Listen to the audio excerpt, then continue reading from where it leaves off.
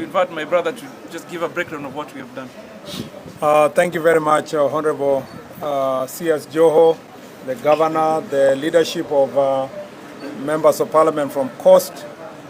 This afternoon we have had a meeting with over 30 members of Parliament from the 6 counties in Coast region. Our meeting was centered around matters of national security and administration. Of the first focus, our first focus was on security.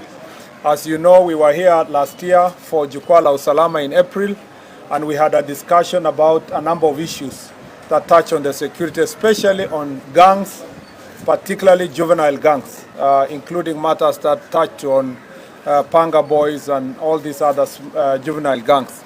I'm happy to note that we have made great progress, and I want to thank the regional security team for the work they have done, but we continue witnessing recurrence of this problem, even if it's not in a huge magnitude.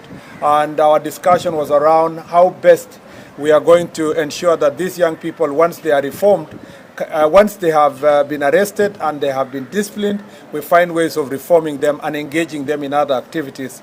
The proposal of the leadership of this region is that we need to have a Kazi sort of climate works program, or Kazi Mtaani sort of a program that will ensure that they are engaged, and also a program to support them to go to technical colleges so that they can be able to live a different life.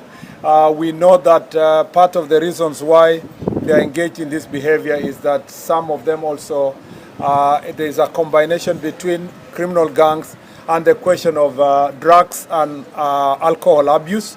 Let me say also that first, on the juvenile gangs, I want to say that we have made significant progress. We want to partner with the leaders to find ways of making sure that we eliminate this problem completely. Number 2, we discussed issues of drugs and alcohol abuse. And I must say that, again, this is an area that there has been a consistent crackdown.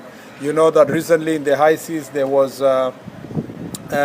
drugs that were synthetic drugs that were nabbed, worth about 8 billion. We have also done the same for cannabis, a lot of which comes from our border with Uganda through the northern corridor. And some of those problems which are here is because of porous borders in other parts of the country. And I must say that a lot of work is going on.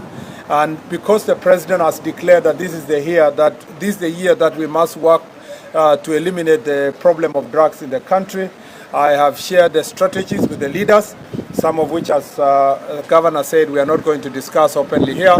But our focus is to deal with those who are engaged in commercial, dealing with drugs in commercial quantities, and also dealing with high drugs like heroin, cocaine, and other synthetic drugs. Our effort is to ensure that our work is to ensure that we eliminate, arrest the main traffickers, the transporters.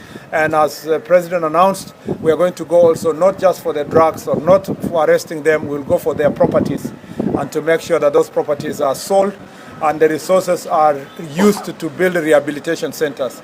His Excellency the President also asked counties to provide land to ensure that we help them build rehabilitation centers, and the county government of Mombasa and other counties in this region are in the process of delivering that piece of land for His Excellency the President to instruct the relevant agencies to help us construct rehabilitation centers, so that those who are rescued from this scourge are actually taken through rehabilitation to come back to live their lives.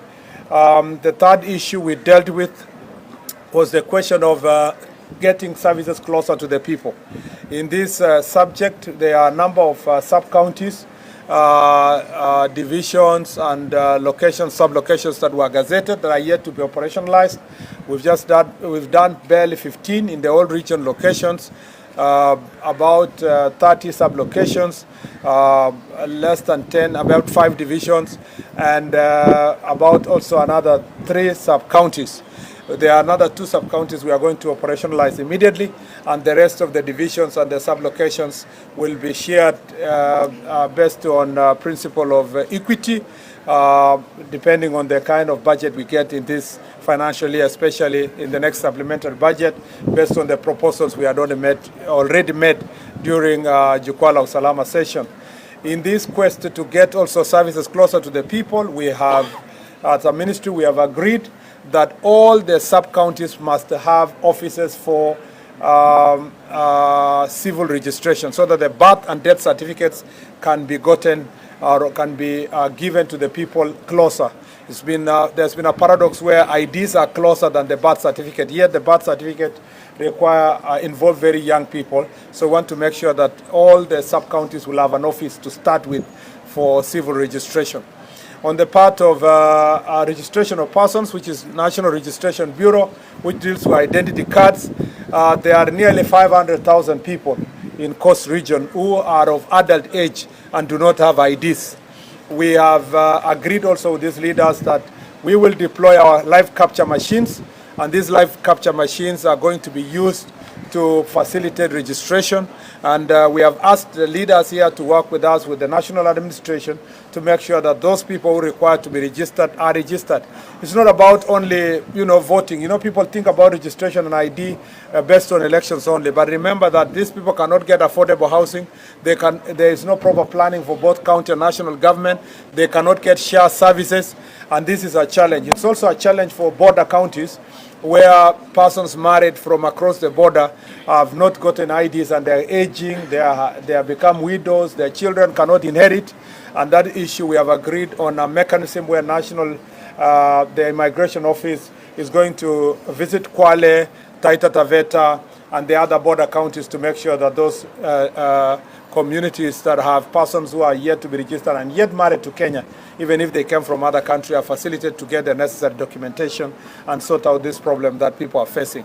I must say that it's our duty to help the people get accounted for and to get government services, notwithstanding the fact that they come from vast counties like Tana River, among others.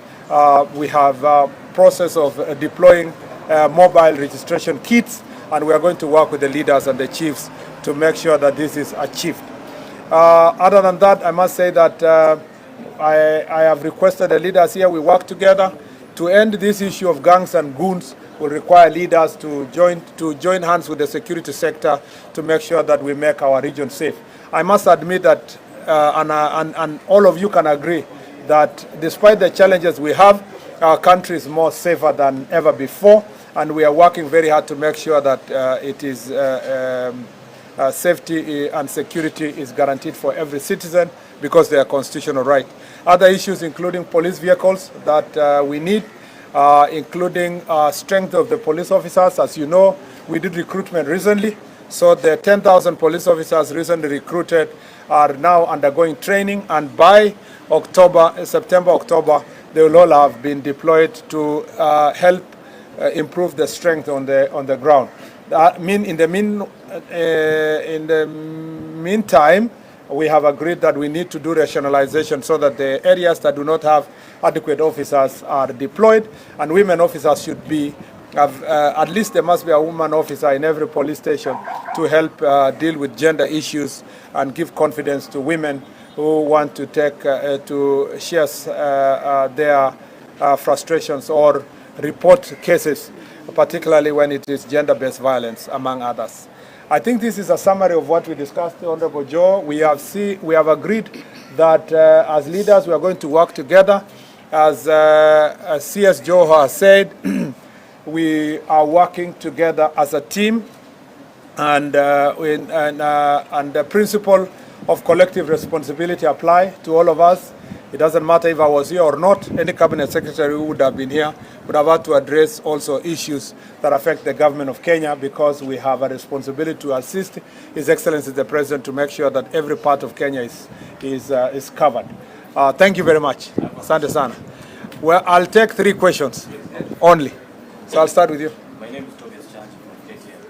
I just wanted to comment on a viral video. The one for Nandi. I've heard you. Okay. Yes. Just need a comment on the alleged abduction by the former member of parliament from and to Sorry. I didn't know that. Maybe you give me more facts. The alleged abduction or case from former member Kwanza. Where? Yes. Okay. Uh-huh. I'm going for some clarification. Who knows anything about that? My question would be perhaps what's your take on the demolition exercise which took place in Nairobi linked to Kiambu government? Perhaps Kenya saw a lot of police there. What can you say about that? Anyway, you guys are in Coast. You should be asking Coast questions. now I'm being asked. No, sorry. I'm being asked. Sorry. Let me say this. I'm being asked questions of Nandi and Kiambu, but I will answer because also as a cabinet secretary, if I'm here, I am able to address those issues.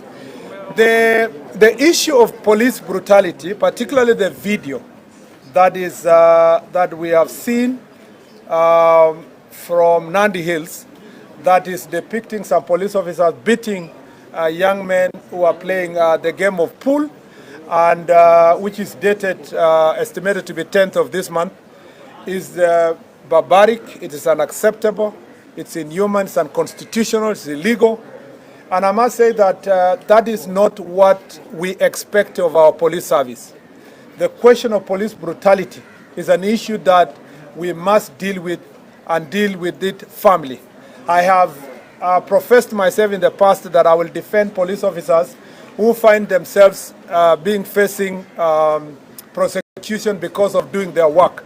But it's not our job to defend police officers who commit crime.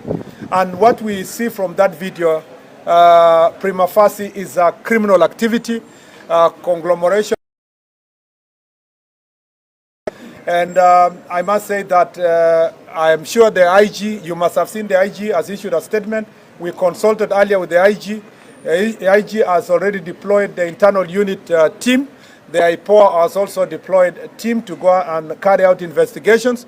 Those officers who will be found to have committed that act will be arrested, they will be charged, and I can assure you that they will also lose their jobs if they are found to be guilty. We must, in such cases, we must show that the National Police Service and the government of Kenya does not condone police brutality, and that is absolutely unacceptable. On the question of demolition related to Kenya Railway property in Nairobi, I want to say that that issue has been fully addressed by the Kenya Railway. It's a matter that is not within Ministry of Interior. It is an issue that is the Ministry of Transport. The railway, Kenya Railway, has already professed itself that they carried out sufficient notice, carried out destruction of illegally erected structures, and that they have said that they were not targeting any individual in the country. Unfortunately, of Interior, I was and I am not involved. I was and I am not involved because it is not our ministry's responsibility to run transport or to run every other ministry issues. The National Police Service, being an independent institution, provides security to all, to citizens and to agencies when they are carrying out their security operations, or when they are seizing their property or protecting their property. So that question will be sufficiently addressed. If there are any gaps, they will be sufficiently addressed by the Ministry of Transport, which is the relevant ministry with the responsibility to address this matter. I think with all that, I feel fully satisfied that my initial brief covered everything that is touching on this region, and I look forward to, again, another engagement like this in the near future.